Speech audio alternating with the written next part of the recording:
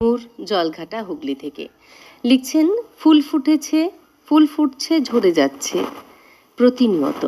কত ফুল নামি দামি বেনামি হরেক রকম, কত ফুল শোভা পায় ফুলদানিতে, কত ফুল পূজিত হয় হৃদয় মন্দিরে, কত ফুল বিয়ে বাড়িতে সেজে ওঠে নানান সাজে, জন্মদিনের বাড়িতে নানান অনুষ্ঠানে হাজারো বেনামি ফুল ফোটে নিঝুম নিভিতে, নিস্তব্ধে গভীর অন্ধকার নিরালায়।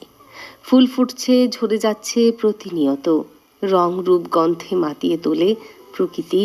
ফুল ফোটা ঝরে যাওয়ার প্রকৃতি বারে বারে ফিরে পায় তার অপরূপ সুগন্ধ মাধবতা।